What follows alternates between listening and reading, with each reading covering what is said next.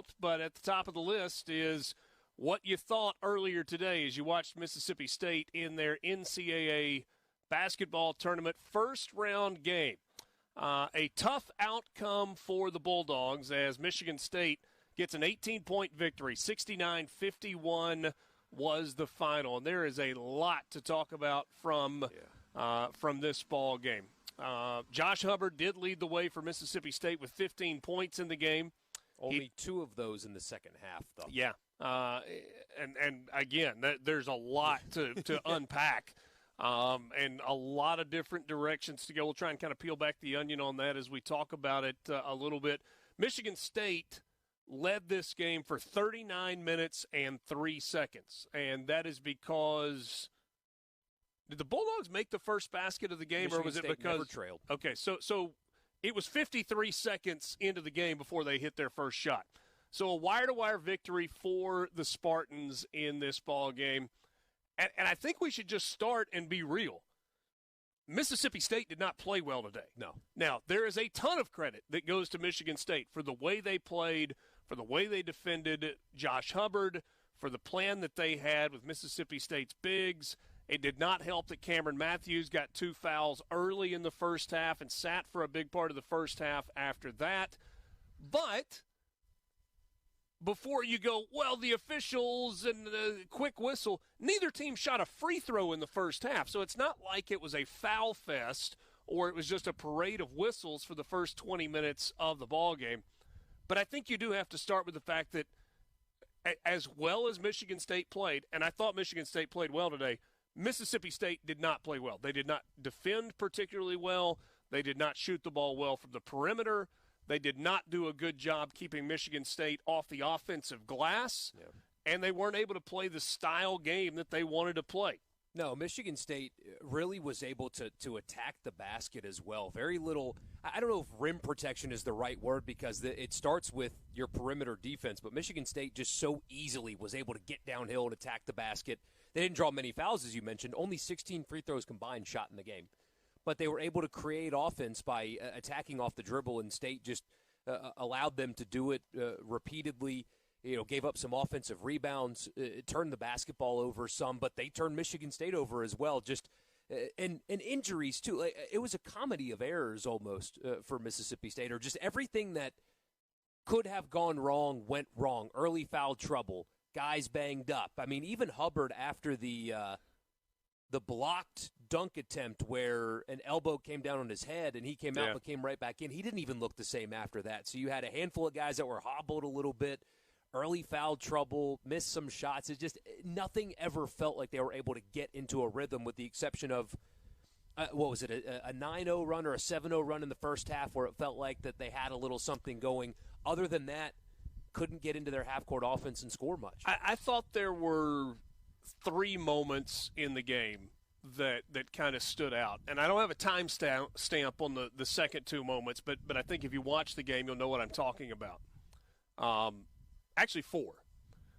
So the first, Mississippi State had cut it to 5 at the end of the first half. And it feels like there's some momentum for the Bulldogs there. They've gotten it into a very manageable score situation. They played pretty good defense for the final offensive possession of the half against Michigan State. And then Michigan State gets a drive, a pull-up, kind of a floater off the glass in the lane to take it from 5 to 7. Now, is 7 an insurmountable comeback? Of course not.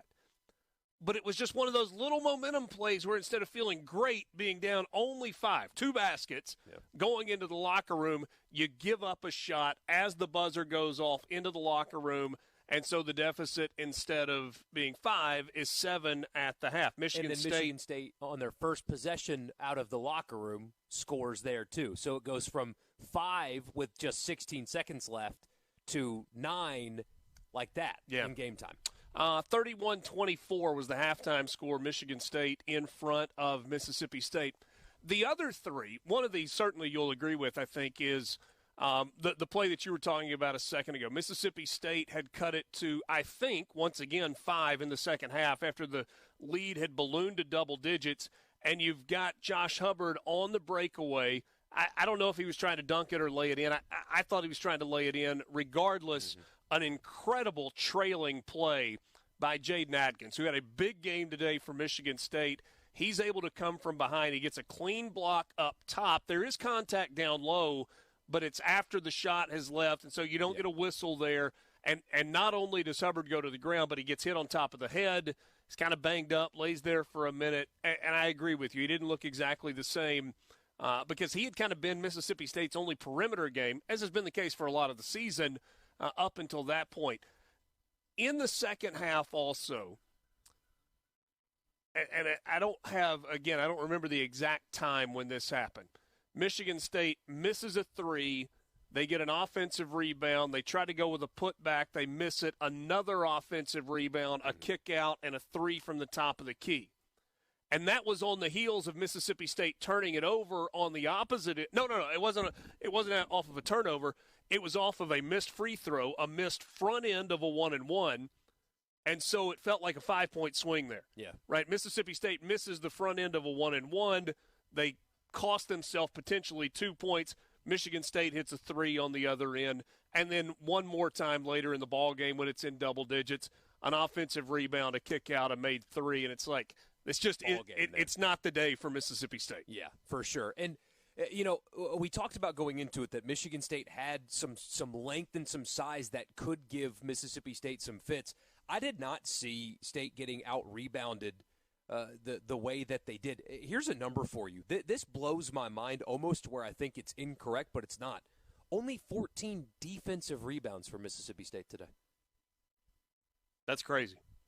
It's hard to fathom. And then, you look at the individual stats and you see that Tolu just, he had more fouls and he had more turnovers than rebounds today. And he looked hobbled early in the game. Did you see that too? Are you talking about? Tolu. He looked a little hobbled. There was a period in the first half where he was limping a little. And I thought, he struggled today, but I wondered if there's a nagging lower leg injury that was there. Because I noticed a couple of times where he didn't look as explosive. But and he's been banged up for a little bit for a few weeks now. And then you also got the new – DJ Jeffries only plays 16 and a half minutes in the ball game. Another lower leg injury. Allie LaForce talked about that. He got hurt going into the SEC tournament, was just trying to kind of tough it out and be as gritty as he could, and wasn't able to give Mississippi State a whole lot. He did have 8 points. Again, though, you got Mississippi State in a day when you got to score, right? And Michigan State's point total was not an insurmountable number. They scored a nice 69 in the game. It was it. Mississippi State has one player in double figures, and that's Josh Hubbard, and he did so on 6 of 18 shooting. Very little and look, DJ Jeffries is not a great three-point shooter. He had 2 of the other 3 makes in the ball game. That's a problem. Bulldogs shoot less than 25% from behind the arc. They go 6 of 27 from 3 in the game. That is 22%. They turned it over 15 times. That is not the recipe to win in the NCAA tournament as well. All right, some of your messages about the basketball game. Mississippi State basketball, not ready for primetime players. I'm going to disagree with that because we had an entire body of work this season where Mississippi State had some huge wins against some good teams. Right? Josh Hubbard scored 34 in a game against Kentucky. Mississippi State beat Tennessee twice this year. I've got Tennessee in the Final Four. Not saying they're going to get there, but that's how highly I think of Tennessee. Mississippi State has a win against Auburn this year. There are a lot of people that have Auburn projected to be in the Final Four. And frankly, all of those teams have players that are better than Michigan State's players. Yeah. And so it's Mississippi State laid an egg today. They played a bad basketball game. They looked less urgent. They had some poor luck. They were not 100% healthy, and they played poorly. And it's a terrible time to do it when your season comes down to win in advance, lose, and go home.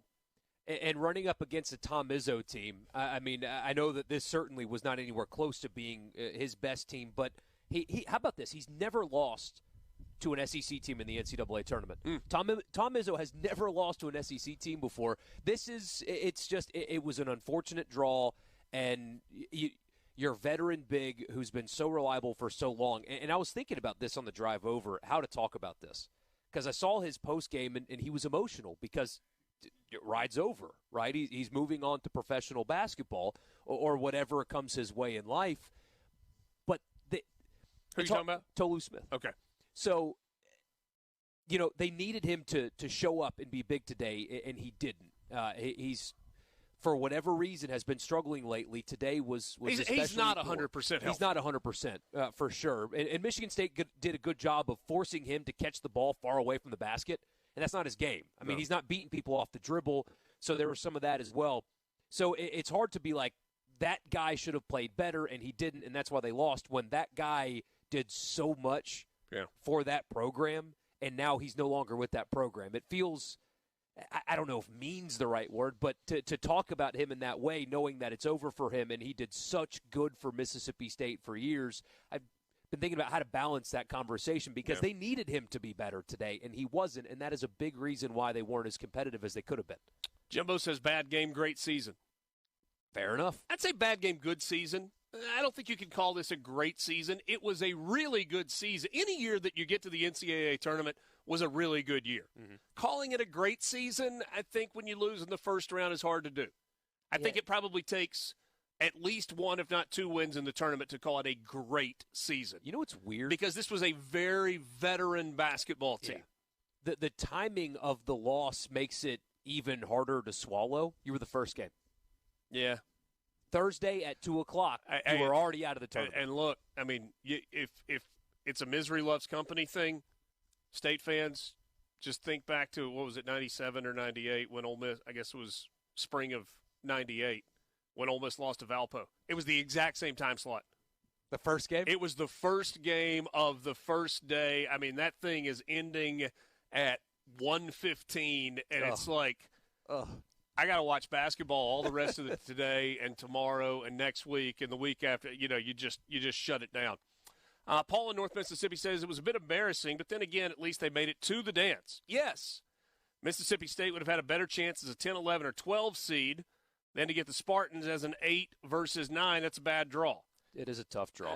It is, but, I mean, if State is a 10 or 11 or a 12, let's just take them as a 12, and they're playing a 5 seed. So you're playing San Diego State or Wisconsin or Gonzaga or St. Mary's. That's 4 good basketball teams. If they were an 11, they would have beaten BYU today like Duquesne did. Maybe so. By the way, the 11-6 is a far more likely upset than 12-5. Everybody loves 12-5. And, I mean, logic would tell you that, so 11's better than 12, so they should win more. But they win a lot more. So if you're picking upsets next year, because it's too late now, look at the 11-6 games, not the 12-5. They're far more likely. It's like 3 times more likely to win their games. Somebody says, can we go back and listen to yesterday's guest caller and see how right he was? Talking about David Cobb at CBS Sports.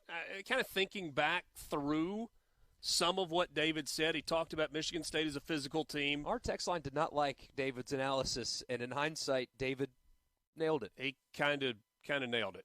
How can State overcome 25 years of Michigan State NCAA runs? Mississippi State had a good year. Hail State. That's from John in Summit. I don't know that history really matters, but you pointed out Tom Izzo had never lost to an SEC team in the NCAA basketball tournament. Additionally, Tom Izzo has more wins than any other coach in the history of the tournament when his team is the lower-seeded team against his opponent. 17. Today was the 17th win in his career. Think about that. Goodness. 17 wins as a lower seed. He's been a higher seed a bunch of times with wins as well. 17 times. I remember 2 of the other names. Lute Olson at Arizona, Raleigh Massimino. I can't remember who the other name was on the list. I'll take your word for it after those 2 name drops. I'm trying to remember who the other one was. It was another really significant. It wasn't Mike Krzyzewski or Dean Smith or anybody like that, but it was another significant name. I mean, this is one of the all-time greats who has his teams performing at their absolute peak in this event for years and years and years.